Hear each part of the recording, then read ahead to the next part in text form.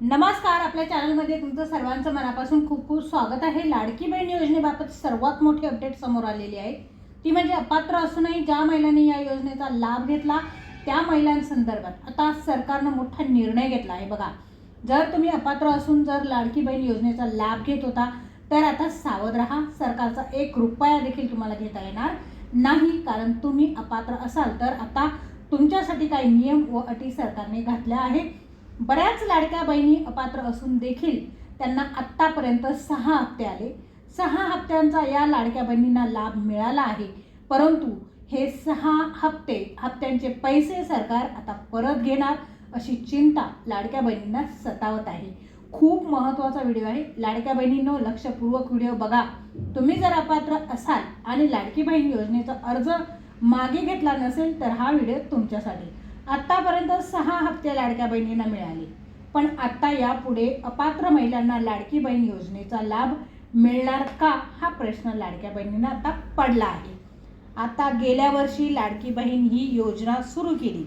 ही योजना अल्पावधीतच प्रचंड लोकप्रिय ठरली। या योजनेचा महिलांना मोठा प्रतिसाद मिळाला। या योजनेअंतर्गत लाभार्थी महिलांच्या बँक खात्यात दर महिन्याला 1,500 रुपये देखील सरकारने जमा केले आहे। राज्यात पुन्हा एकदा महायुतीचं सरकार आलं, त्यामध्ये देखील लाडक्या बहीण योजनेचा मोठा वाटा असल्याचं बोललं जातं। विधानसभा निवडणुकीच्या प्रचारावेळी महायुतीकडून आमचं सरकार आलं तर आम्ही महिलांना 2100 रुपये देऊ असं आश्वासन देखील महायुती सरकारने केलं। तुम्ही जर पात्र असाल तर तुम्हाला दरमहा 1,500 रुपये सरकारकडून डायरेक्ट तुमच्या खात्यावर जमा होणार आहे। पण जर तुम्ही अपात्र असाल तर यापुढे तुम्हाला कोणताही हप्ता खात्यावर येणार नाही। ज्या महिला लाडकी बहीण योजनेस पात्र नाही अशा अपात्र महिलांचे पैसे वापस घेण्यात येतील, परंतु ते त्यांचे जे पैसे आहेत ते कसे वापस घेण्यात येतील तर चलनाच्या माध्यमातून राज्य सरकारच्या तिजोरीत ते येतील अशी माहिती पत्रकार परिषदेत अदितीताई तटकरे यांनी पत्रकारांशी बोलताना दिली। त्यामुळे तुम्ही जर अपात्र असाल तर तुमचे पैसे चलनाच्या माध्यमातून राज्य सरकारच्या तिजोरीत जाणार आहे, परंतु कुठलाही हप्ता आता तुम्हाला मिळणार नाही। तुमच्या खात्यावर अपात्र तुम्ही असाल तर आता पुढचे हप्ते जमा होणार नाही। लाडकी बहीण योजनेचे नियम आता बदलले आहे। कालच पत्रकार परिषद घेऊन अदिती तटकरे यांनी सांगितले 5 नवीन नियम लाडक्या बहिणींसाठी लागू होणार आहे। याविषयी सविस्तर माहिती व्हिडिओमध्ये सांगण्यात आलेली आहे। व्हिडिओ शेवटपर्यंत पाहत राहा।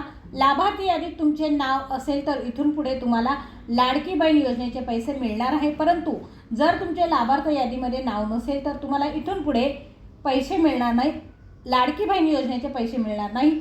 अदितीताई तटकरे यांनी सांगितले, ज्यांची 4 चाकी वाहने आहे त्या महिला लाभ घेत आहे त्यांचे परिवहन मंडळाकडून क्रॉस व्हेरीफाय करणार आहे। ज्यांची नावं मिसमॅच झालेली आहे, म्हणजे आधार कार्डवरती एक नाव आणि बँक खात्यावर दुसरं नाव स्पेलिंग मिस्टेक झाली असेल तर एक क्रॉस व्हेरिफिकेशन करत आहे।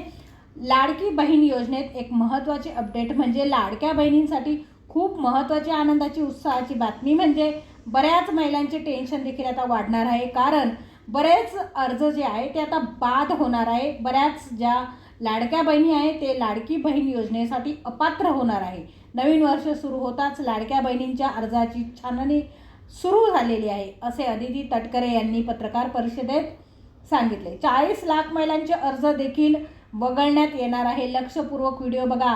तुम्ही लाडकी बहीण योजनेस पात्र आहात का? मुख्यमंत्री लाडकी बहीण योजनेच्या लाभार्थी छाननी करण्यात येणार आहे। लाभार्थ्यांची ज्या महिला हे सगळे निकष न पाळता आधी लाडकी बहीण योजनेच्या हप्त्याचा लाभ घेत होता त्यांचे पैसे वसूल होणार आहे, पण ते वेगळ्या पद्धतीने वसूल करणार आहे। त्यांच्यावर कारवाई देखील होणार आहे। तरी देखील घाबरून जायचं कारण नाही आहे, कुठल्याही प्रकारची कारवाई तुमच्यावर होणार नाही। अलीकडेच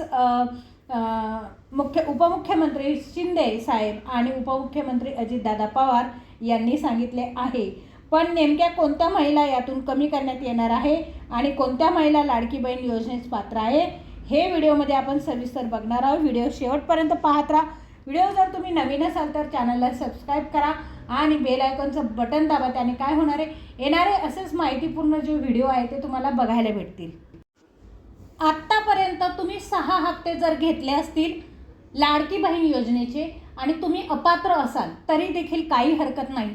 पण इथून पुढे तुम्ही जर अपात्र असाल तर इथून पुढे सरकारचा 1 रुपयाही तुम्हाला मिळणार नाही किंवा 1 रुपयाही तुम्हाला घेता येणार नाही. जर तुम्ही इथून पुढे 1 रुपया जरी घेतला तरी तुमच्यावर कारवाई होऊ शकते.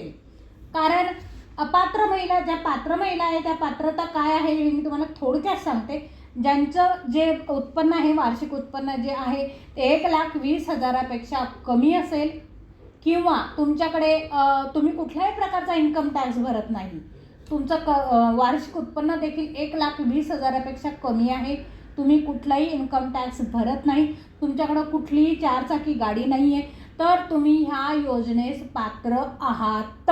यामध्ये तुमच्याकडे शेती किती आहे याचा विचार, याचा उल्लेख केलेला नाही.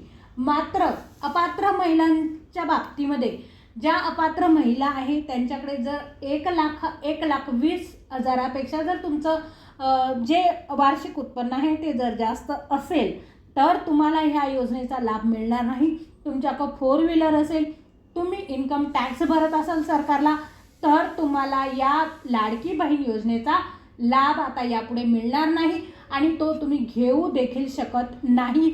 आजच तुमचा फॉर्म जो आहे तुम्ही मागे घ्या किंवा तो फॉर्म जो आहे तो तुम्ही बाद करू शकता. कारण सरकारचा कुठलाही 1 रुपया आपण घेऊ शकत नाही. तर आजचा हा व्हिडिओ तुम्हाला कसा वाटला मला कमेंट्स बॉक्समध्ये नक्की सांगा. भेटूया पुढच्या व्हिडिओमध्ये. तोपर्यंत नमस्कार.